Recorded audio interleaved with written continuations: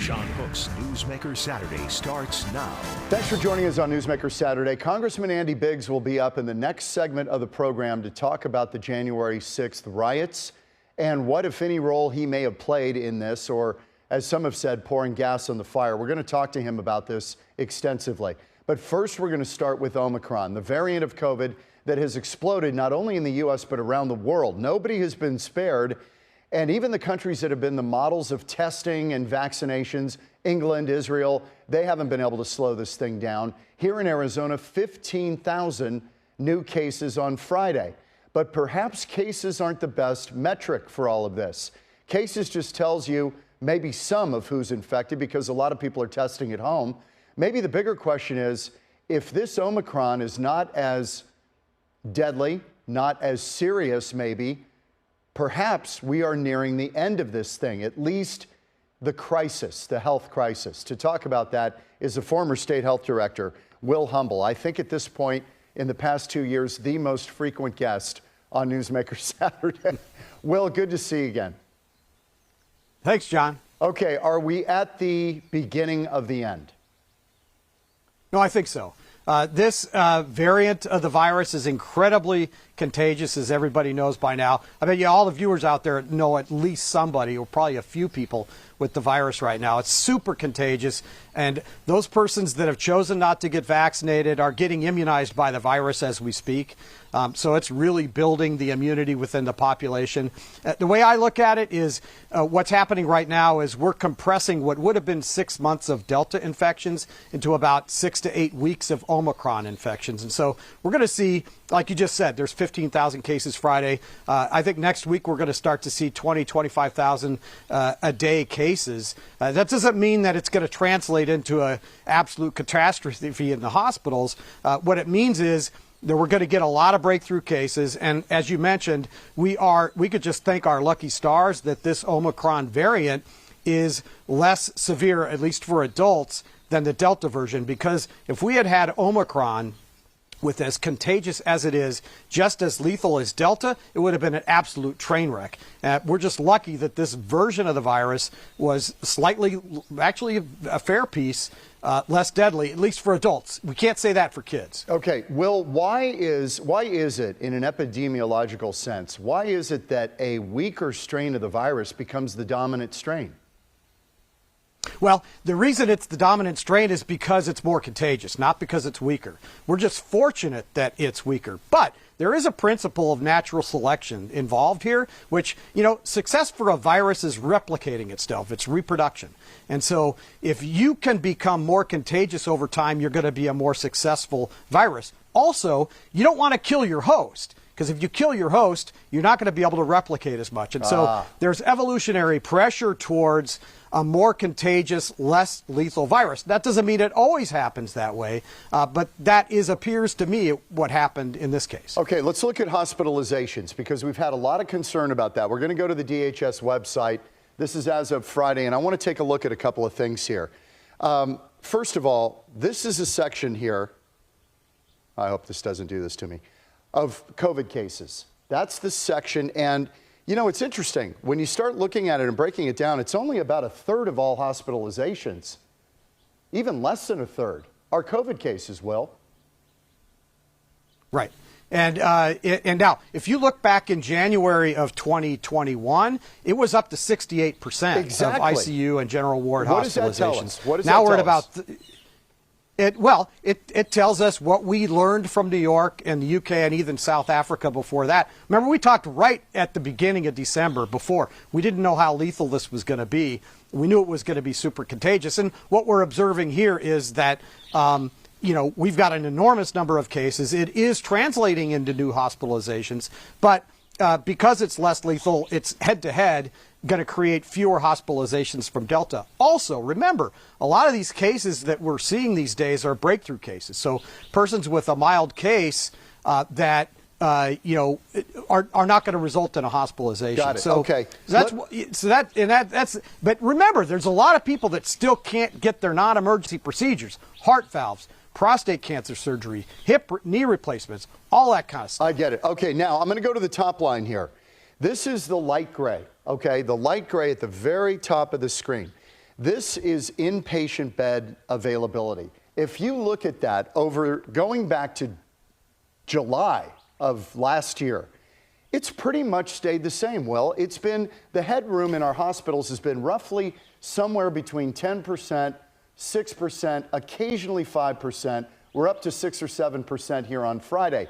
Well, I guess my point is we do have some headroom and it's stayed pretty much the same. Well, I got to tell you, John, that graph is deceptive, and the health department knows it. Here's the deal.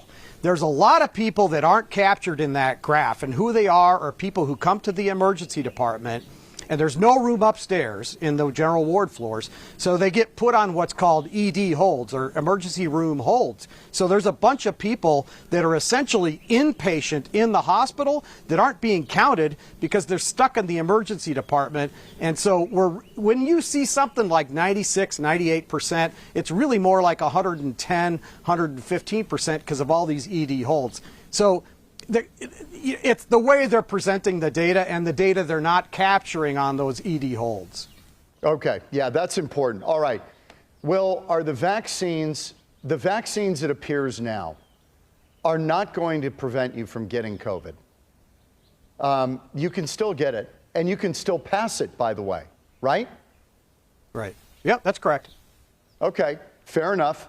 So we know that now. I mean, look, here's the deal. Like, if you're double vaccinated and you get a booster shot like now or a few weeks ago, your antibody titers are going to spike up pretty high. And that's going to prevent you from being infected. Now, you still might get a touch of it. But what we can say for sure is that the vaccines are going to save your life. And they'll prevent you from needing to be hospitalized, needing oxygen, getting pneumonia. But you have to be fair and honest and say, look, but it still means that there's a possibility you could get a touch of it. Okay. All right. I want to play you a PSA that is running right now. This strikes me as the carrot, not the stick, and maybe an approach we should have adopted long ago for people who didn't want to get vaccinated. Take a look. I want you to get the vaccine because I want you to be safe. I don't want you to be a patient I take care of in the hospital. That's what I'm scared of. I hug you. Yeah. Love you. Love you too. Will Humble, instead of calling people anti-vax and anti-science and you're a cretin and you're a troublemaker and you're a problem for society, that strikes me as a far more effective approach. Yeah, you know what I love about that ad is I know that ad has been through a focus group. Like they figured out who do we want to influence. They brought in a focus group and showed them different strategies, different ads, and they got that and honed it. The ad council's really good at that. And here's the other thing you can tell, that ad makes you feel something. Like, you don't change people's behavior by getting them to think something. You change it by getting them to feel something. And that's what that ad does. And I know it was focus group and you just oppose that with the ads that you're seeing in heavy rotation with Governor Ducey and Dr. Carmona. I mean, those don't look focus group tested. Perfect segue. I've got to show you this clip. I just asked Governor Ducey last week about Will Humble, who's been critical of the governor at times.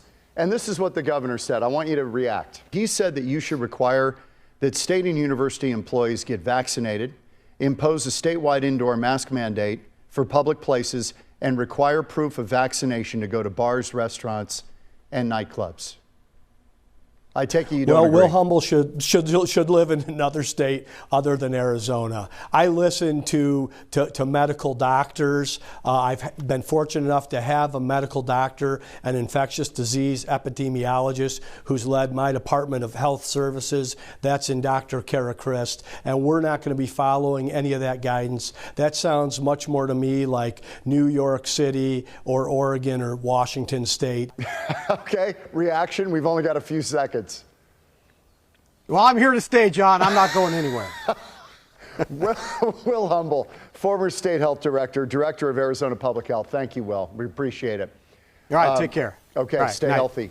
Coming up next on Newsmaker Saturday, a year since the January 6th riots at the U.S. Capitol, Congressman Andy Biggs, who's become a focal point in this whole thing, joins me next on Newsmaker Saturday.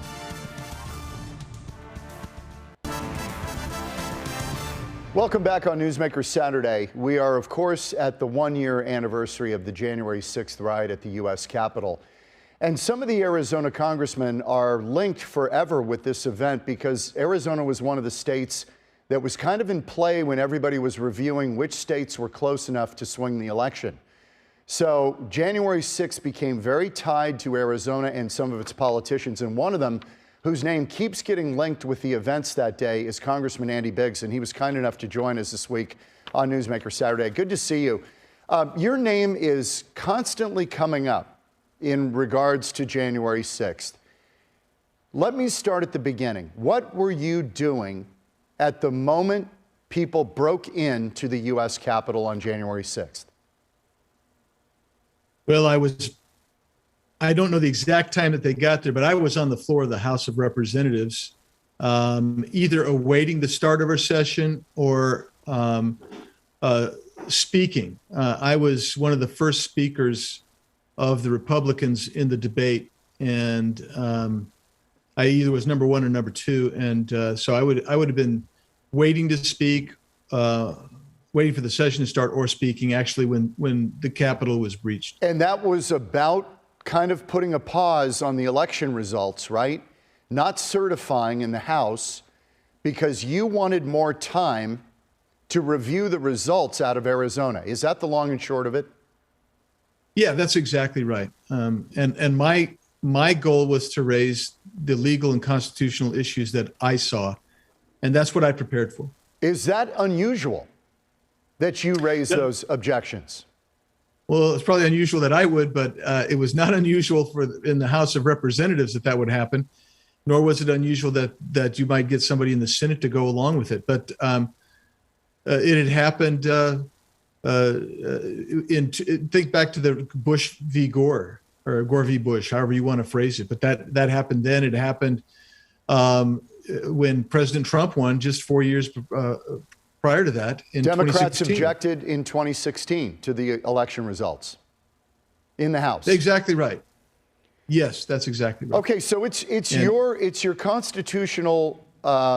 You have constitutional latitude to say, hey, we've got some questions in Arizona. We want another look at this before it gets certified in the House. Yeah, absolutely. In fact, there's statutory provisions that have been around for many, many decades that actually set forth the procedure to contest the seating of electors. Okay, so Congressman Biggs, do you believe that you played a role either before or after or during January 6th that led to the violence we saw at the U.S. Capitol? And if you did have a role, what was it? No, I don't think I had any role in violence happening at the Capitol at all.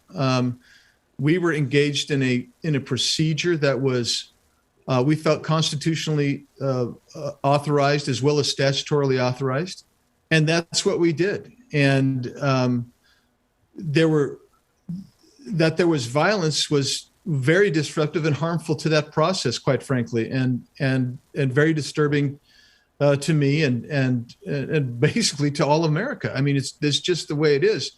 But to say that by engaging in the procedure itself, you're somehow an accessory to random violence is just absurd. You know that this Ali Alexander guy, who was a big chief organizer of the Stop the Steal rally, the Trump rally that day before the riot broke out, he says that you were involved in planning that rally. Is that true or false? That's false. That's false. I mean, you're a lawyer, so that's unequivocal. Yeah, that's false. It's just untrue. I mean, here's the thing I know, and I would say in his defense, because I always figured that maybe he was just trying to kind of bluster a little bit or something. I don't know what his motivations are. I don't know the guy, but here's the way I view it is he signed a permit or something and he organized a rally. I had nothing to do with that. We had no communications regarding that. as far as I know, we didn't even have any communications. But the reality is, no, I did not engage in planning the rally. I didn't intend to.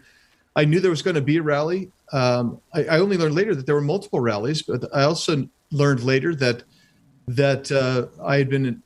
Some people thought I would go and speak, but I didn't go and speak. I was nowhere near the ellipse. I was and the breach of the Capitol. The breach of the Capitol actually happened before the rally was even over. Yeah, that's right. That's what's been reported. There were Proud Boys and Oath Keepers and other people.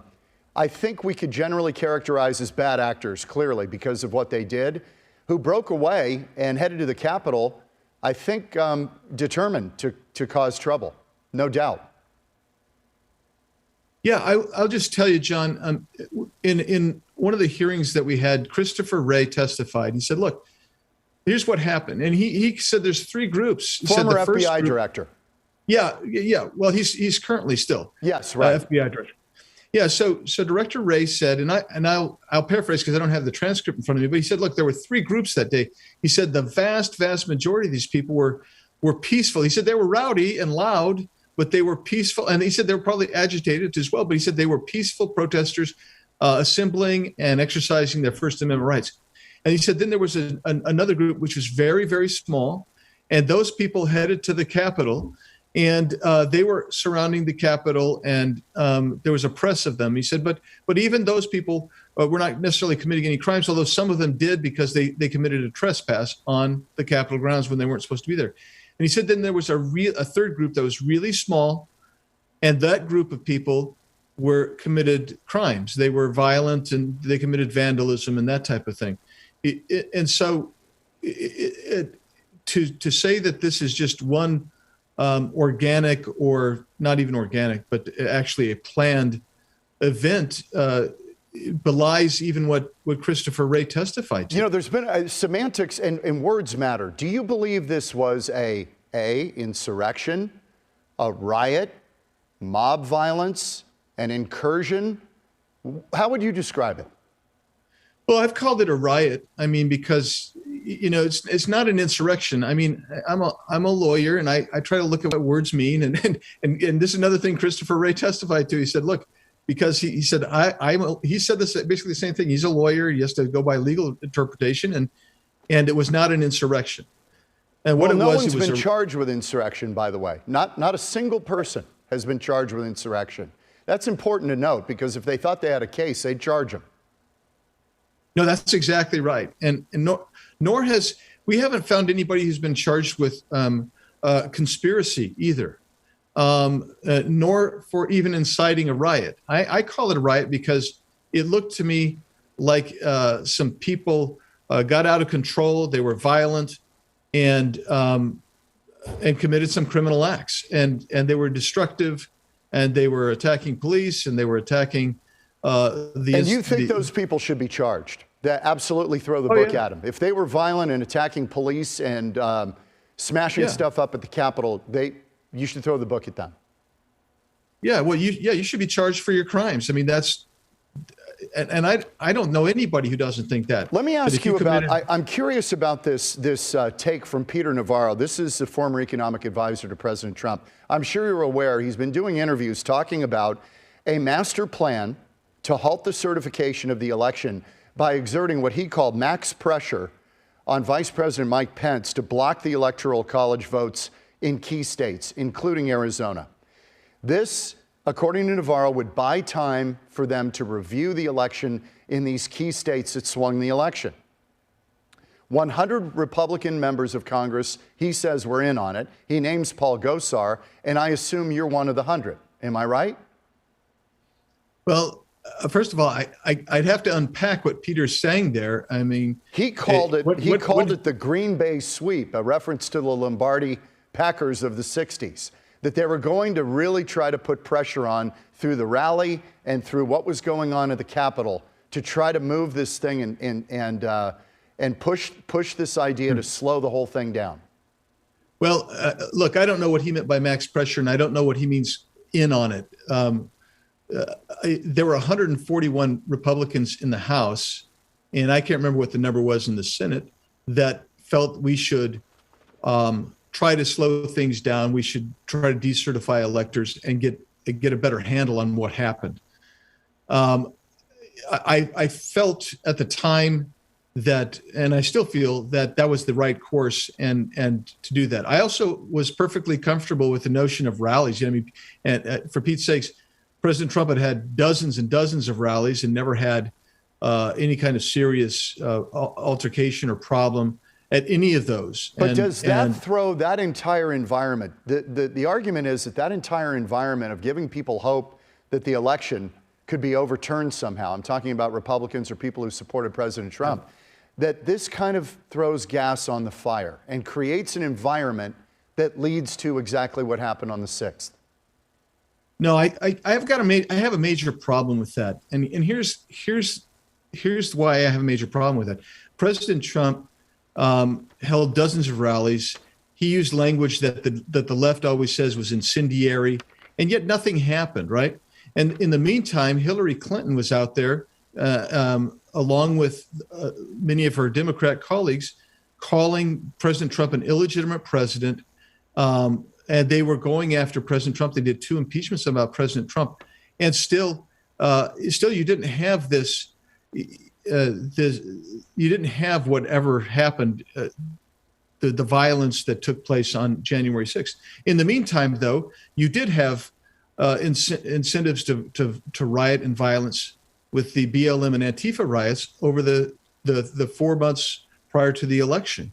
And so I look at it and I say, well, to say that did you create an atmosphere that's kind of ludicrous. And let me tell you why, another reason why that's ludicrous, John.